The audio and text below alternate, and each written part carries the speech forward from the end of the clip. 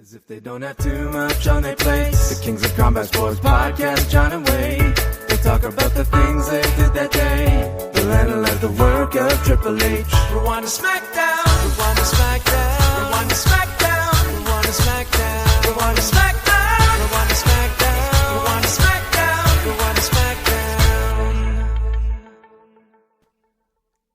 It is John Pollock and Neal Flanagan, and we welcome in everyone on the YouTube channel. It is the final SmackDown, the final WWE TV before WrestleMania at Allegiant Stadium coming up. We're going to be getting into everything that went down at the T-Mobile Arena on Friday night. Do want to alert everybody that is on the free feed that we have been doing WrestleMania week coverage all week long at postwrestlingcafe.com. I did shows with John Cena on Thursday and Friday. Today's show, we went through Collision. We went through TNA Unbreakable. We went through Josh Barnett's Bloodsport with John Kleinchester jumping on with us, and we reviewed the Mark Hitchcock Memorial Super Show featuring Butterbean versus Minoru Suzuki. Neal, have you made your way over to watch the match of the weekend?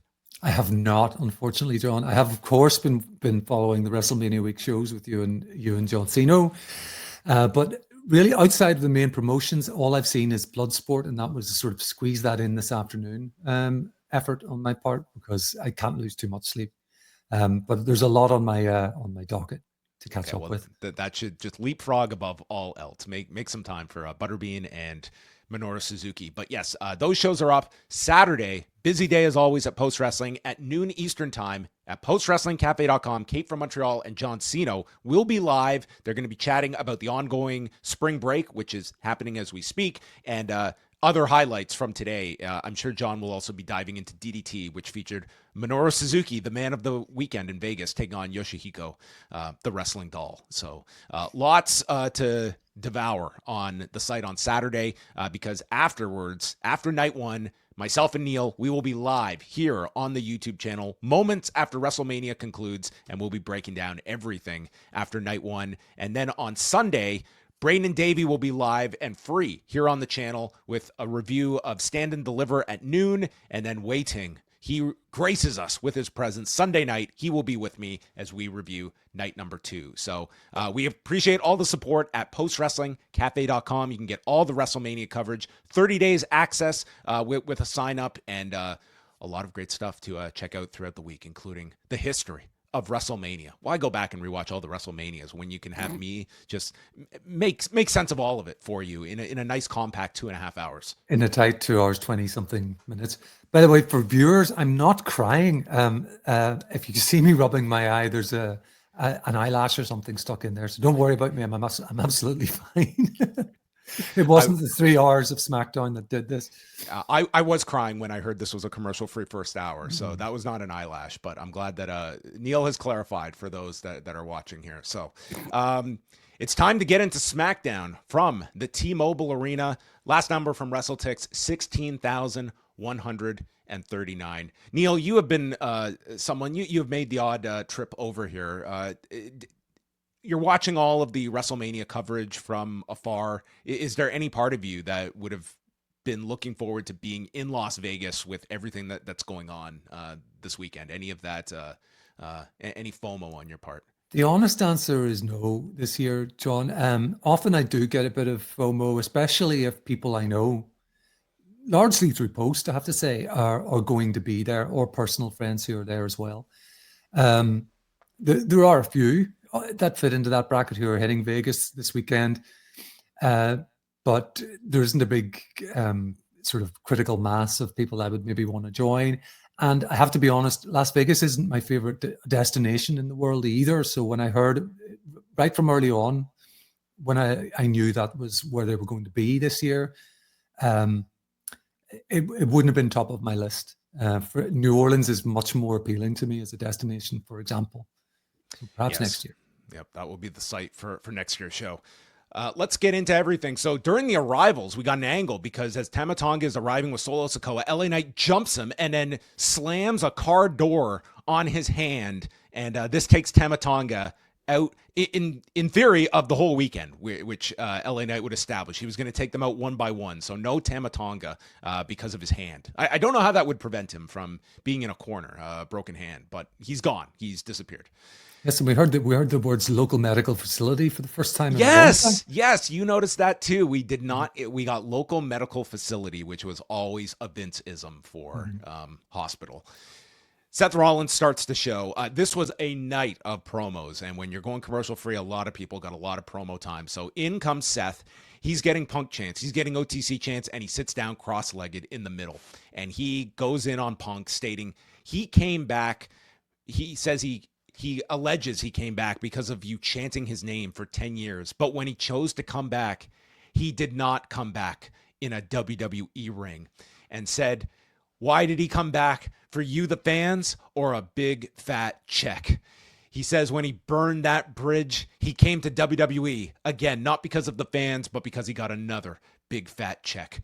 Tell me when I'm telling lies. He doesn't care about you, the fans. He's a liar, a fraud, and a coward. Reigns, on the other hand, doesn't even pretend to care about the WWE or its fans. He's got a private jet, limited schedule, and hand-picked opponents, which I don't know what that says about him and Punk this weekend if he's got hand-picked opponents. But the crowd is singing for Roman and says that Punk and Reigns know nothing about sacrifice. It started 12 years ago when Heyman brought me, Roman, and Dean Ambrose to the WWE as a shield for CM Punk. I got no credit. Everyone wanted the spotlight on Reigns as the next big star.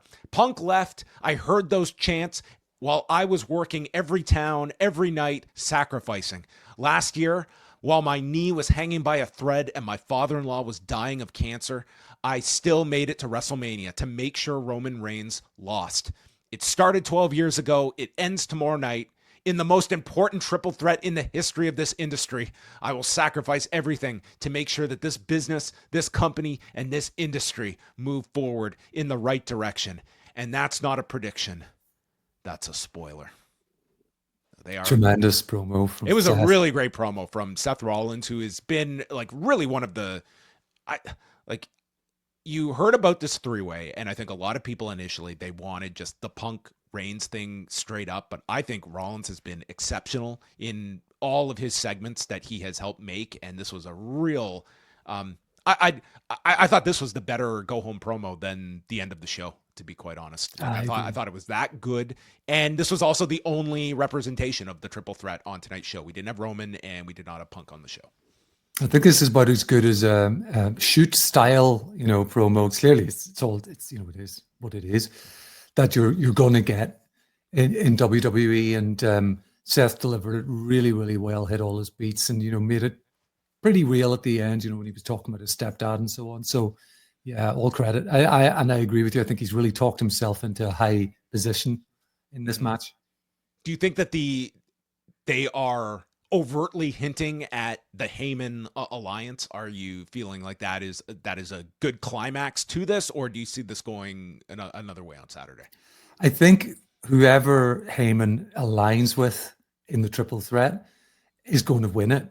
Mm-hmm. And that's what they're dangling out there. And we think it's going to be Punk, or is it? And the possibility of him aligning with Seth here is very strong. And I think if we're going to get into the predictions game, I would even probably give that more than a third, more than the classic 33.3% chance that Did you hear the Braun Breaker promo today? I did, actually. I was going to mention it during the news because I sat through the kickoff show, and of course there was really nothing too newsworthy about it, but the Braun Breaker Steiner Math promo was tremendous. It was great. It was really, really great. I don't know if it would have really fit for him on TV, but in that setting on the stage, the crowd loved it. They ate it up. Yeah, it was the only thing on the kickoff that I did see, but it was really well done by Braun Breaker going through the four-way and his chances to win, which are something like 129% chance of winning.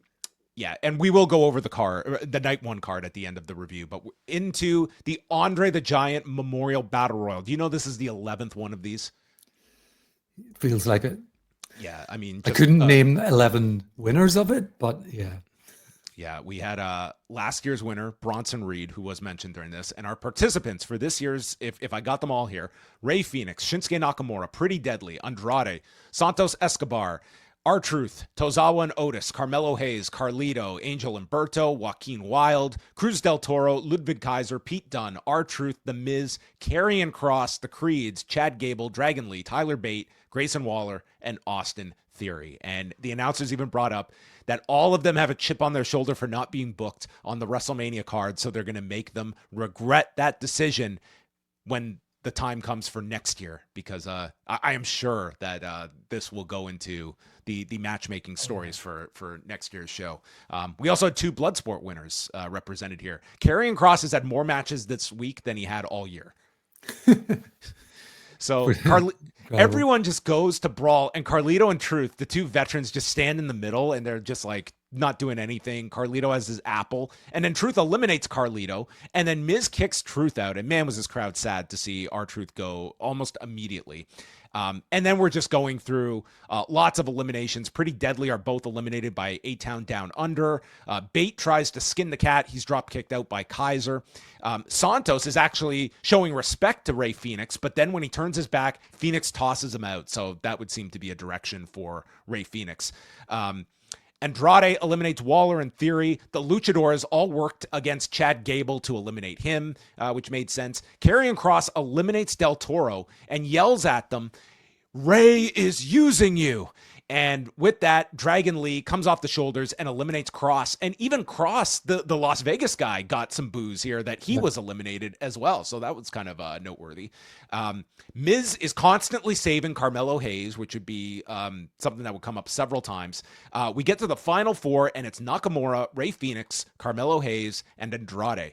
Nakamura is seated on the buckle, so Andrade drop kicks him out. Then, as Fénix goes for his goodbye amigo kick, the rope walk, El Grande Americano from the Gulf of Mexico pops up out of nowhere with the mask and knocks Fénix off balance, and he is eliminated. So we are down to Hayes and Andrade, and they just went at a crazy pace here. They mentioned their 7-match series from last year. Hayes with a La Mystica double clothesline spot. They're both down. The crowd's into it at this point. Both balance on the second rope, and Andrade just gets flipped over from his leg being thrown out from under him. Carmelo Hayes wins in 15-28, and The Miz is congratulating him.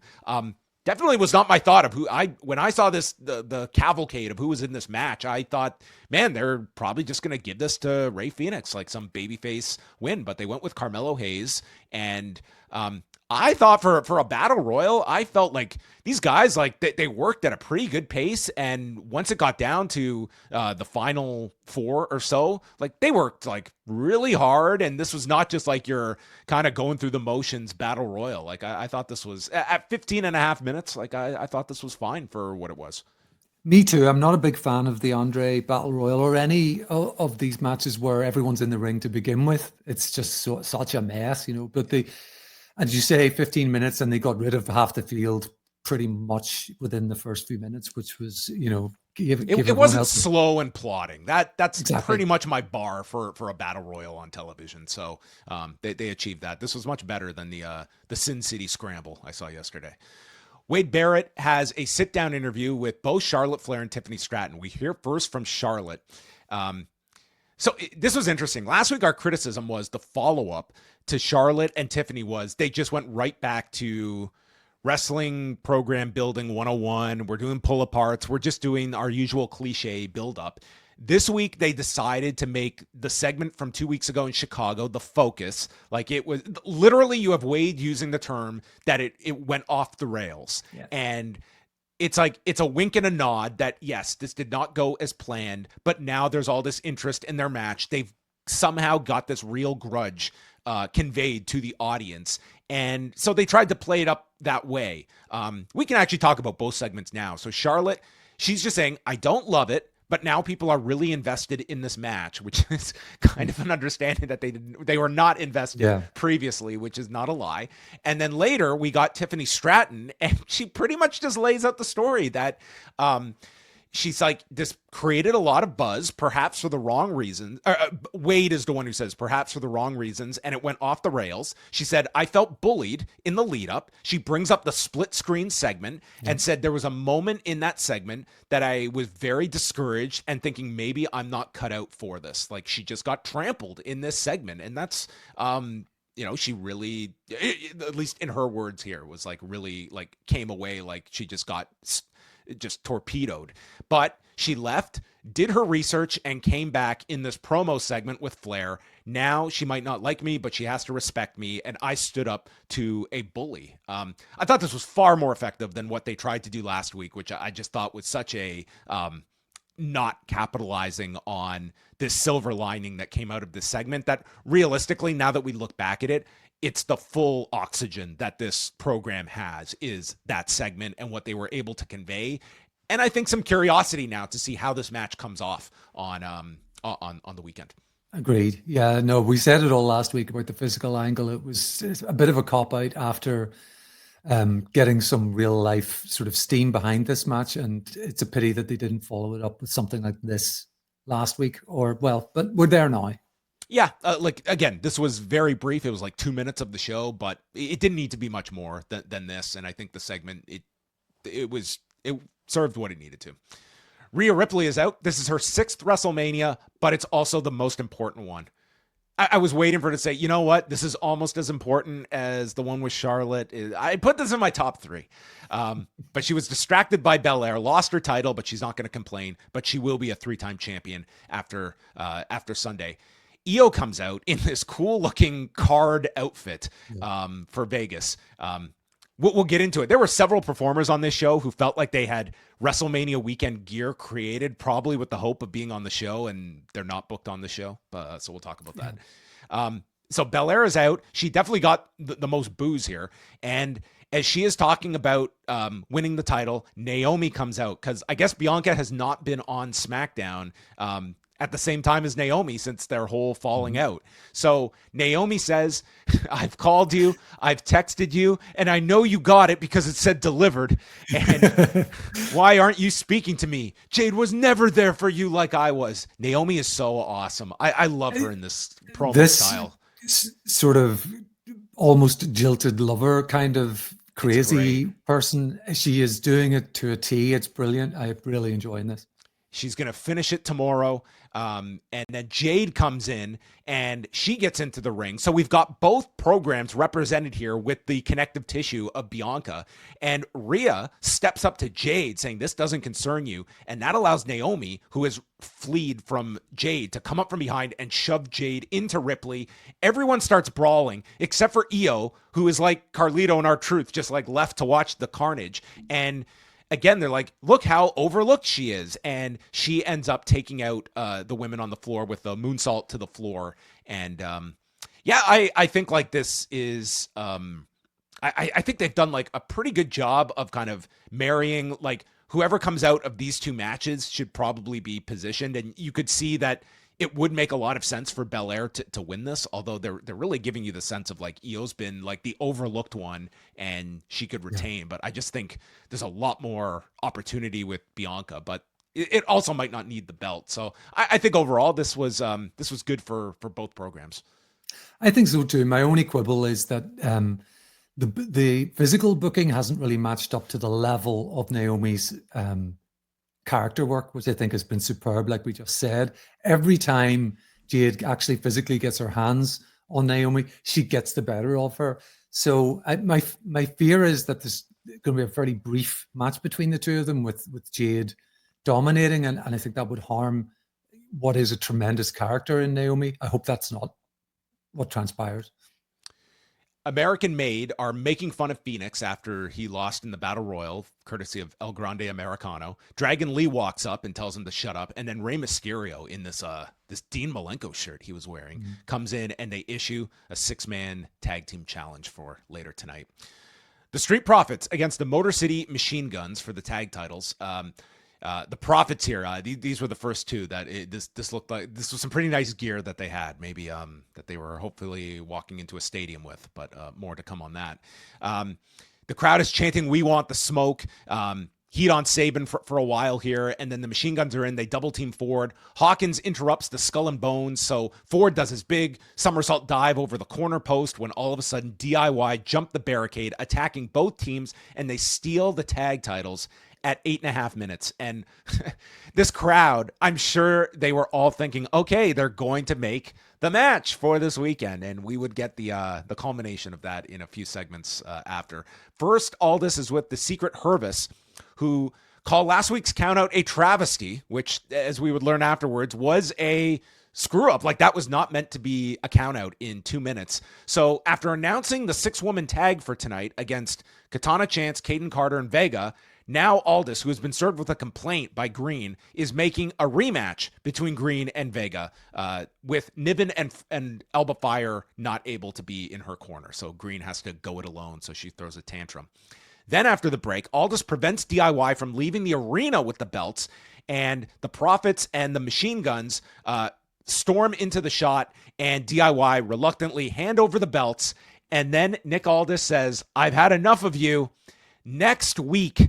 And he stops, and this crowd, when they heard next week, they just booed, because that was the signal they're not getting their Mania match. And they announce next week a TLC match in Fort Worth, Texas for the tag belts. So after all this time, no Mania spot for after all this time, after his whiteboard explaining how everything had worked with this tag division, it's not happening on Mania. And it is kind of amazing that the tag division on SmackDown, which has taken up so much of the show in recent weeks, particularly since it's gone to 3 hours. Don't tell me for a second that this was the plan a week ago when Miz and Hayes are running down the Street Profits and burying the tag titles that are not part of the WrestleMania card. And then nothing with Miz and Hayes this week either. It just felt like that segment last week makes zero sense in this context. This is not a match that is driving any like business for WrestleMania, but you have your big programs that are locked in and stuff, but the bottom of this card, this has a total like fly by the seat of our pants kind of feel. It is what it feels like. Like this one probably just came down to timing, you would think, and it's being just punted by a week. So, but it does this is a tag program that's like they've been building this for months at weeks this point. And weeks with various teams, and it just feels like the tag division on Raw is 2 teams. It's basically non-existent, and the fact that it gets onto WrestleMania and these guys don't, I do feel a bit sorry for them in that respect. Randy Orton came out, and he's still got no match for WrestleMania. Like, no follow-up on the Solo Sikoa stuff last week. Like, that was just, again, like, it just feel like they did this whole brawl to the back, and I guess they just got to the back, and they shook hands by the end. Nothing, no bad blood between these two after that big brawl. He said his father was at the first WrestleMania. His was in 2004, his first year, and he is not sitting out. This will be his 20th Mania, and so I'm going to let the audience decide. It's like, how is the audience deciding this? That's my question. Are we all going to vote on who his opponent is going to be? So he is issuing an open challenge for Sunday for anyone with wrestling boots to show up. And I guess we can just... You've obviously got to have someone that is going to... I think almost anyone is going to get that pop just because it's Mania and it's probably a return of someone, but it also has to be someone of a level, you would have to think. Like I throw it like a Jeff Cobb, and I just don't know if that would be my introduction for a Jeff Cobb, that he would be of that level to people. An almost certain loss at Mania in his that's the debut. Other thing is that, I mean, hopefully whoever it is, you kind of have to have like a pretty great match, because I don't see Orton losing this. And I didn't even think about this till I heard part of Levesque's thing on Pat McAfee, is that like, he's going over like the schedule. He's like, and then we have Raw the next night, and 3 weeks from Sunday, we've got Backlash in St. Louis. I was like, that's how close the pay-per-view is. And like, I totally see Orton was probably going to beat Kevin Owens, punt him for the big pop, and that sets up a big title match for him in St. Louis next month. And I think that's got to be the plan. Like, he goes over and he's got a big match in St. Louis next month. Wade even suggested, like, you could get Cena and Orton as backlash. Like, that's very possible. So, yeah, this one's going to be interesting. Like, you would look at your candidates being like your Aleister Blacks, your Miros. I just, Jeff Cobb to me would just be, I feel like that would be, I don't know. Do you think Jeff Cobb would really, like, that would be one where I just don't think you're going to get like the big crowd response for that one, even though they could have a killer match together, but you will be, like, do you see those three as your candidates? I just think I know that it's a harder core fan that will go to WrestleMania. I still don't think that Jeff Cobb has the recognizability really to get a big reaction if he's the surprise opponent. Miro / Rusev, if he returns, that would get a bigger reaction. But again, especially if he comes in a tank, certainly, with Lana, perhaps. That's possible, I guess. It's unfortunate, but here we are. There was footage of Drew McIntyre and Damian Priest brawling at the kickoff, and then Saxton with Priest. Priest is done answering questions about WrestleMania. Drew didn't show up tonight. You're not a victim. And he basically says, you're not ready for this violence. I'm going to beat you so bad, you'll wish you were future endeavored again. I'm going to bury you. His voice is getting deeper every week. He's like Darth Vader this week. So it almost felt like it was being put through a changer, Chelsea Green and Zelina Vega, non-title match. And we have Charles Robinson, who was the referee last week. So big Chelsea chant at the beginning here. And it was funny. Chelsea was warning Robinson not to count her out. So naturally, they did do the count out tease where they both just beat the count at 9. At one point, Green barely connected with this kick. Green is in control, puts her onto the turnbuckle, but Vega turns it into a code red off the turnbuckle and pins Green in 3.5 minutes. And Zelina Vega was the other one. She came out in this big flame outfit that looked above the profile for just another week of SmackDown. Certainly, even the hair, was very intricate. It does make you wonder if like this was just the scheduled finish that they were going to do last week. Could be. Yeah, I'm not sure. I didn't love the match. As short as it was pretty messy. The finish was good. Quite a bump for Chelsea on that super code red from the ropes. Yeah, so, but I don't think these two gel well together. Well, they're going to have to again because obviously we're going to do the title match now. Like this is such a weird setup. Like they did this it was like 6 weeks ago. She announced she was going to go through the secret Hervis, and then in her first obstacle loses to Piper Niven, and then it was like just dropped for a few weeks ago. And then we restarted it. We had the messed up finish last week. And then she's just going right to Green, and we'll get another title match at some point. So there you have it. I can't say this is one that was at a level where you would have expected it to be on either night this weekend. This is destined for TV. LA Knight and Solo Sikoa. This was a non-title match. Knight cuts a promo that he's took out Tama. Now it's time to take out Sikoa. Fatu's destroyed everyone in his path, but he's never faced someone like me. He says, Fatu, chances are you'll be a champion one day, but I'm not about chances. I'm about guarantees. Whatever that means. So Knight charges at Sikoa, gets thrown into the steps. We come back from the break. Sikoa's in control, and then Knight makes a comeback, hits a DDT, and then as he is placed onto the turnbuckle, Fatu shows up, attacking Knight for the DQ in 6:55, outruns Braun Strowman to help, and Nick Aldis makes a tag team match with LA Knight and Braun against Jacob Fatu and Solo Sikoa. And people on the USA Network would not have seen this, but there was the point during the commercial where Fatu does scream out, I love you, Solo. And the announcer's like, we haven't heard that in a long time. But it was done during the commercial, so I don't know why it was done there, if it was supposed to be some kind of plot point, but that was there. Strowman Express is hit. Jacob Fatu hit one of the worst looking DDTs I've ever seen to Braun Strowman. I don't know if this was just Braun being off timing wise, taking it, or both of them, but it just looked horrible. Knight comes in, knocks Fatu off the apron, and then Fatu's grabbing his knee, but he'd return for the save. Strowman with a pounce sends Fatu out and then runs around the ring and is tossed over the desk. And Knight drop kicks Fatu through the ropes and is left alone with Sikoa, ducks the Samoan spike, hits the blunt force trauma, and pins Solo Sikoa in 7 minutes and 50 seconds. It it is somewhat remarkable to see like where Solo Sikoa is now that the card is set for WrestleMania. He does not appear to be Randy Orton's dance partner. And here was the guy that, I mean, you know, he was just like the collateral damage here to set up the bigger match for the weekend. He was the guy in the new bloodline for a while, and seemed to have the screen presence, but basically as soon as Fatu showed up, he was outclassed in pretty much every department, and I guess that's the way they're booking it.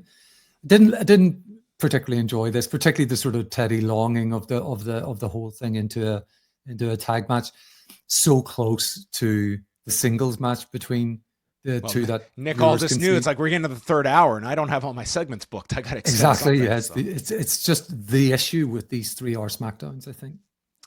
Then it was the Tiffany Stratton interview, and into the 6-man, Rey Mysterio, Dragon Lee, and Rey Fénix against Chad Gable and the Creeds. And the main focus of this is the status of Rey Mysterio, because early on in this match, Julius yanks Rey from the ring to the floor. And then there is a break in here. We come back. Rey is never involved in the match again. He is not on the apron. He has just vanished. He's on the floor. And then after the match, you see the trainers checking on him. His partners, Dragon Lee and Rey Fénix, are going to check on him. And then I saw a video that some fan shot where they're... Did you see this as well, Neil? I did, yeah. They're carrying him to the back, and they are putting no weight on him. So this looks to be a leg or an ankle or a knee, something that is certainly like he could not... They were not letting him put any weight on the one leg. So...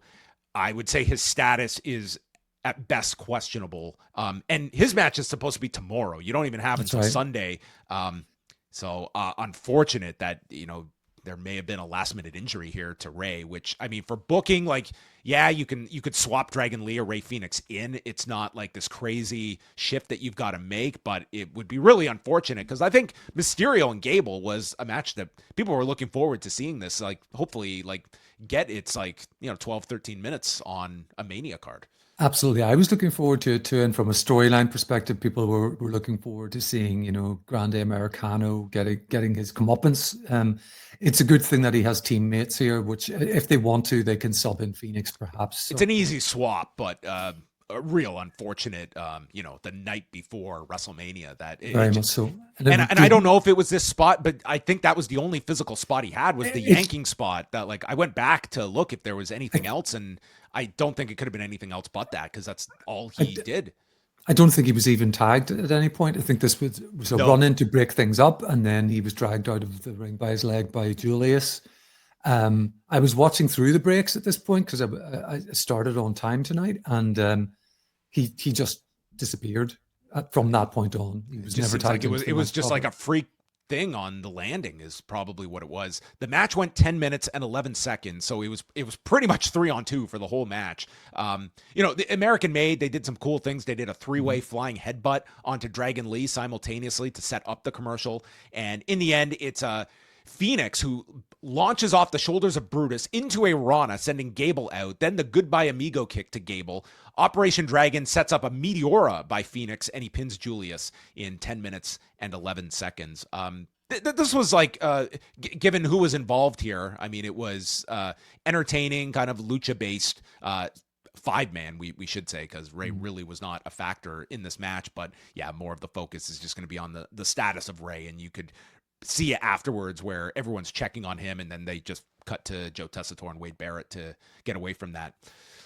There was a music video for Reigns, Rollins, and Punk, Sail into the Black by Machine Head, that Neil will be downloading as soon as we finish.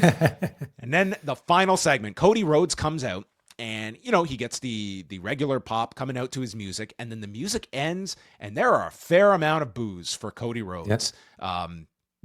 Would you say the most boos Cody has probably gotten in his WWE run? Like, I cannot recall this amount, and it would get more louder once Cena came out, because before Cody can even speak, Cena comes out in his Las Vegas apparel that they will make a goddamn mint off of selling this weekend. There are dueling chants of "Let's go Cena," "Cena sucks," and Cena starts off the promo, "Shut your mouth, kid." This is my 20th WrestleMania and my 12th title match.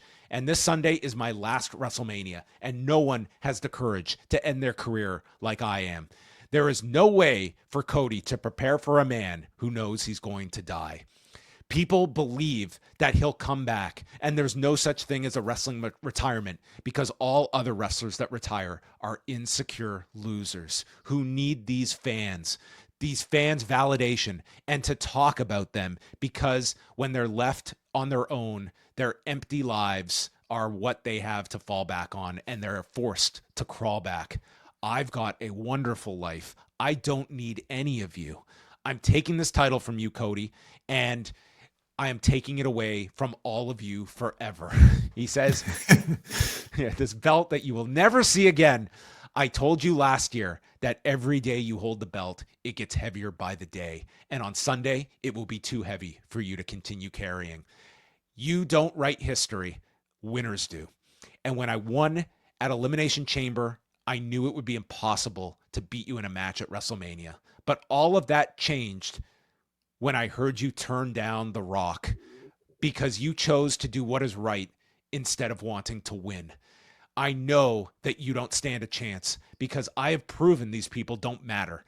And when you stop caring, Cody, then you'll start accomplishing things. But you're too weak to understand that. And to beat me, you're going to have to choose on Sunday to do what is right, or do you want to win?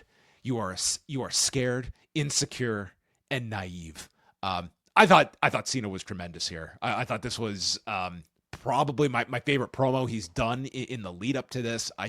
This was the first Cena heel promo where it's not like I've even been like too negative on it, but there's been such a like pantomime of like, yeah, this guy that's like assuming that this heel role and just feels like he was being so just, it wasn't natural. This was the first time that I felt he really got into like this heel persona, and it wasn't just this like over the topness that there was more than a tinge of in some of the other promos I in agree. European cities. Just the grumpy face and the kind of, stomping down to the ring. And it was a bit kind of heel 101. And what he did tonight, of course, was give us something that we can hang our hats on for The Rock involvement at Elimination Chamber. It's tenuous, but it's something. I wish we'd had it earlier, to be honest. But this choice, he said, he didn't think he could beat Cody. He thought he was unbeatable until Cody did what they, those dirty ass fans thought was right, instead of what he needed to do to win. And I think it's not what I thought we were going to get after Elimination Chamber, but it's good enough of an explanation for the Rock's involvement here. And I just wish it had come a few weeks ago. Yeah, he ends his portion by stating, to be a winner, you have to sever ties with losers in your life. Cody, you blew it. You're a kid in a man's world, and you don't have the balls of the last real champion. So now it's Cody's turn, and as he has the mic, now he is swarmed with boos. I mean, this was like, take your AEW segment of choice where he was getting these reactions quite frequently toward the end. And he really just had to battle through this. And I can't imagine he was expecting this much of a negative reaction to him, but it was pretty sizable, and it does make it interesting what the crowd reaction will be like on Sunday, because so far, like, it's been mixed. It's like it's been pro and negative Cena, but it hasn't been so much like booing of Cody in any of these segments. Yeah, we've had more so. Yeah, it's just almost like it's the Cena seesaw. But Cody explains this is who you. First he's being booed, and Cena, who's just on his feet here, just points. This is who you fight for. And he's like, this matters to you that you're being booed. And Cody, like, I bet this audience couldn't even hear his first lines out. There was so much boo saying, you said you don't bury people. Well, there's a graveyard of talent that argue otherwise. And they wouldn't even let him like get this audible.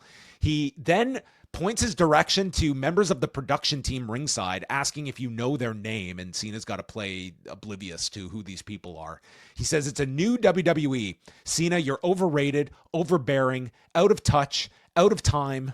Your face is melting wax. You've got a stack of dimes for a neck, spindly ass legs. You're paler than Sting at Starrcade 1997. And when this, I would imagine, fairly hardcore crowd heard Sting and Starrcade 97, Cody got these fans back. They're like, oh yeah, old name, WCW pay-per-view.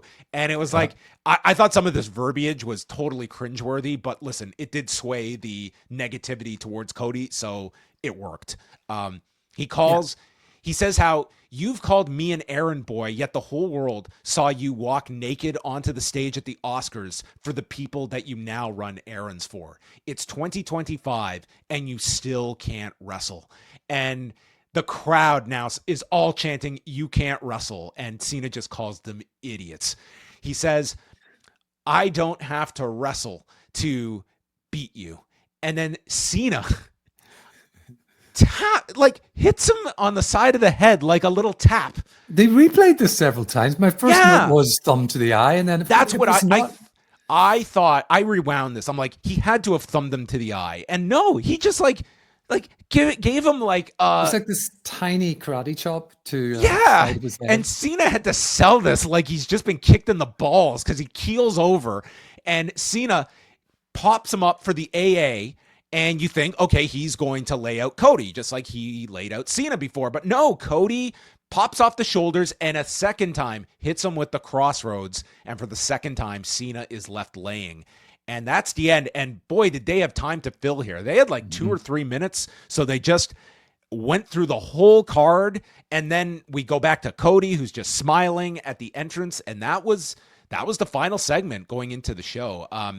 It was a good segment. I guess it was, in terms of, if you're looking at this from like the baseball analogy, I would say this was a double at best. This was far from a home run segment. And I mean, here we are. We are now at Mania, and not even a sliver of a hint of a Dwayne Johnson appearance. So if he is showing up on Sunday, they're going to just do it for the surprise and not for anything that is... I think there's an expectation that he is there. And I think if he's not there, you will have some people that are a little disappointed that he's not there. And I think more questioning of this whole turn if Dwayne Johnson is not even part of the big match at the end of this whole thing. I think perfectly valid questions will be asked about this entire, the entire angle at Elimination Chamber just being, an availability of Dwayne Johnson if he doesn't appear tomorrow. I half expected that he might be on this show, and he wasn't. We got the mentions, we got some explanation, which is tenuous, but it's something that makes halfway sense. So I agree with you. If The Rock Cena is not explaining basically, without The Rock, he had no chance of beating Cody Rhodes, is his argument. Yeah. So, but I agree that also it was very obvious that to me that they had time to fill, and I just wonder, was it the Rey's injury? Because that match went fairly long anyway, but something undershot the runway here, because it was very obvious going through the entire card, the number of replays they did of the they crossroads, really had the stretch at the end. If you stuck to the end, Joe Tessitore did his sign off about, I'm paraphrasing, but he's like, sometimes there's events where you just have to use your eyes to take in the show. And it's like this rallying call for all of the fans out there, from the hardcores to the casuals. It's like, this guy's great. He's just great. And there you go. That was it. That was your go home show. Neil, in terms of your level of interest for both nights of Mania, how did the final show just accentuate any of that interest going in? How did you feel they did for their last TV? Honest answer, not much. And it's just the time, the 3 hours that they've got to fill on a Friday night of the weekend of WrestleMania, and there was too much here that was made for TV that didn't really matter going into this weekend, and that's fine. Next week we're probably going to see with Mania in the rear view, we're probably going to see Alistair Black back. Alistair back. Yeah, Alistair back. But really, beyond Seth's pretty stellar promo at the beginning, there wasn't too much on the show that got me amped for tomorrow and for Sunday. I'm still looking forward to WrestleMania, as I always do, and I think it's going to be 2 good shows 2 nights in a row. But this show, all it did was illustrate once again, and stop me if you've heard this before, John, that 3 hours is too long for this Friday night show. I think they could go longer, to be honest. When AEW does some of these 4-hour blocks, I mean, we're just getting ridiculous. Like we need some laws signed into like wrestling, a cap on length of wrestling television shows. Let's quickly go through. We're going to go through the first night of WrestleMania only here. So your card, your 7 matches for Saturday night: Roman Reigns, CM Punk, and Seth Rollins in the most important triple threat match in the history of men competing in the genre. Tiffany Stratton defending the women's title against Charlotte Flair. LA Knight defending the U.S. title against Jacob Fatu. Jade Cargill against Naomi. El Grande Americano against Rey Mysterio, to be determined, I guess, pending what has happened with Rey. The War Raiders against the New Day for the tag titles, and opening the show is Gunther against Jey Uso for the World Heavyweight Championship. So give me some of your thoughts on night 1. What are you looking forward to? And any thoughts on the looking forward Saturday? Forward to quite a bit. I mean, I think it's a good idea to open with the World Heavyweight Championship match. It's it's the best spot for Jey, the Royal Rumble winner, if he's not going to actually get the closing main event. I still think he'll get his moment. He's very likely to win that match, in my opinion. I was looking forward to Rey, El Grande and El Grande Americano. At this moment, that's a 50-50 proposition at best that match will even happen. The World Tag Team Championship match, I'm just not invested in. I really don't care about that. If it was there in attendance, that might be my visit to the bathroom. I'd be somewhat surprised if New Day don't win the tag belts, unless they want to agreed this a bit further. I just think there's a lot more with the New Day as heel champions coming out of this. Jade Cargill and Naomi's a real, like, when you're looking at both nights in terms of performers that I think have a lot of pressure on them. I think Jade Cargill is like very high up there. She needs to have a really great performance here. I think the story almost dictates like Jade has to win this, but man, Naomi is just so on fire that like a loss isn't going to extinguish her, because she's really hot coming out of this, and she's got the grudge with both Jade and something with Bianca potentially coming out of this, that I think she can take the loss. I just can't see them beating Jade just the way this story has gone, unless you are. Yeah, I can't even imagine Bianca necessarily getting involved in this when she's got the match the next day. That's probably like a post-WrestleMania type of follow-up that they do there. Yeah, I agree. My only hope, like I said earlier on, is it's not just a squash match for Jade, because as I've said, when Jade has got her hands on Bianca, she's battering her, so it's I hope they make it competitive in some way. We potentially get 2 title changes earlier with Jey Uso and the New Day. Possible. Do you see a third one here with LA Knight and Jacob Fatu? I do, actually. Yeah, I think it's. I think they see such an upside in Fatu. LA Knight is over like Rover with the crowd, with or without the title. I think they'll put a crowning moment, perhaps, with Jacob here, and having him, just that little tease of him holding the belt last week. Is sort of it looked good with him. I think he's going to win. Tiffany Stratton and Charlotte Flair. So here we are, and I do think there's a lot of interest in this match, and I do think like the booking of this match is also it is kind of interesting. Like, if you were to describe this to me like 6 months ago, is that Charlotte's coming back from this near career-ending injury, and here is Tiffany Stratton, who is really hitting her stride as a heel. Like, you would have thought like the roles should be reversed here, but it's like Charlotte as a babyface has just been, a square peg in a round hole for all of these years that I think you have. And it's like, certainly you could go really either direction on this one. I'm almost like not as like, the outcome to me is less interesting than just seeing the match itself, because these two are certainly capable of having an outstanding match together. And I think that's part of the intrigue of this match, is just seeing what they produce at the end of all of this. Yeah, I agree with you about that. I think it's probably more likely this feud will continue beyond WrestleMania. I think now that they've got some legs under it and this kind of worked shoot thing that they're doing, then Charlotte should probably win if they're going to continue this. If they're going to continue it, I think Charlotte should win. I agree. And then Reigns, Punk, and Rollins. What if I tell you, not including the entrances, just bell to bell, if I say 40 minutes, are you taking the over or the under? I go over. I'll take the over. Wow. Those entrances. No, I'm not including the entrances. Just not including the entrances. Itself. I apologize, John. No, I'll go under then. Roman might hit 40 on his own, just entrance wise. So, yeah, we'll see. I mean, this one, it's this is what I just think the audience, they're going to be so sucked into the story of this. And really, the main player is Heyman in this. I think that is going to be what everyone is focused on. Is Heyman going to screw one of these guys? Is he going to align? Who's he going to align with?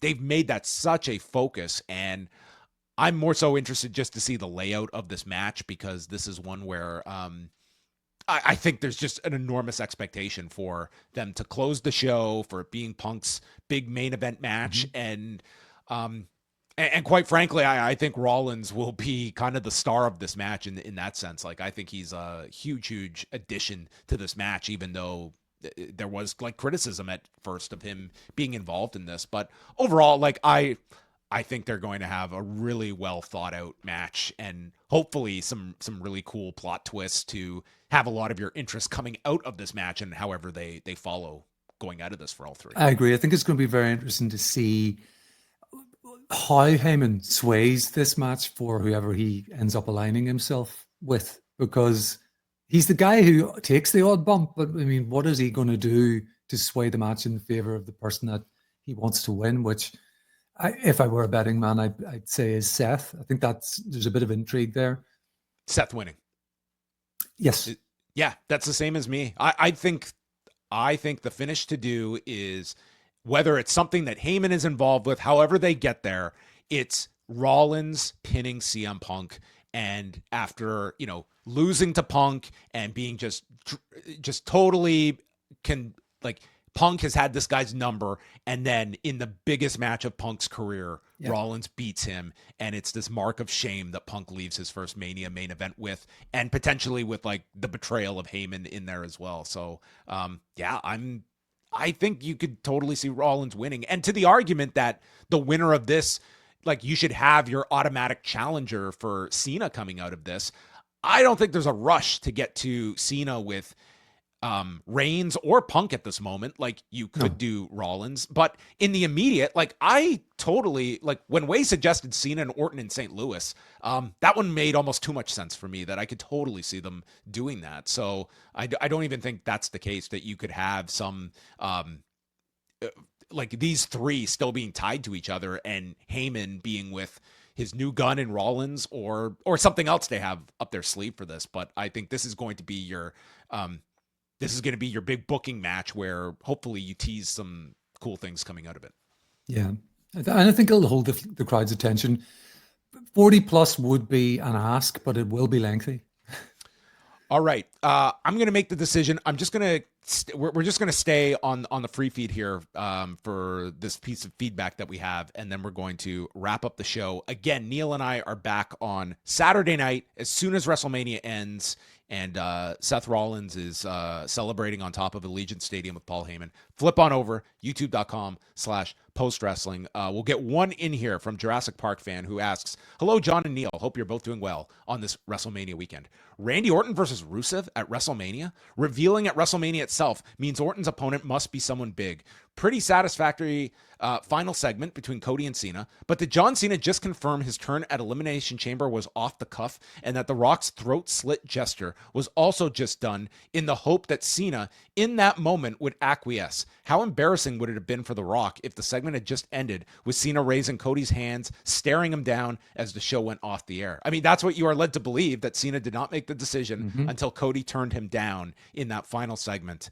We talked about this last week as well, John. I mean, we've talked about, you and we have talked about this as well. The gesture thing has never made sense since it happened. But I still personally feel like Cena is playing heel, and the "Let's Go Cena, Cena sucks" chants again tonight, along with the boos, which were more frequent deeper into the segment, shows that the fans don't quite want to boo him, but will play along because he's still a great performer and they respect him.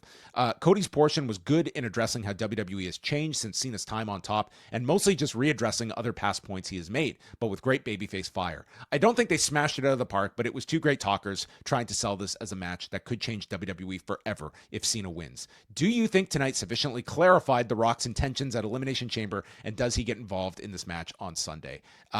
Yeah, we've kind of gone over this. I'd say no, I don't think they have. Let me just put it this way. I feel more stronger by each passing show that I would have held off. If you were going to do this turn, it made a whole lot more sense to do it Mania, and I will feel 100% definitive by Sunday if something incredible is not done that kind of reverses all of this. If The Rock is not physically there on Sunday, it goes double.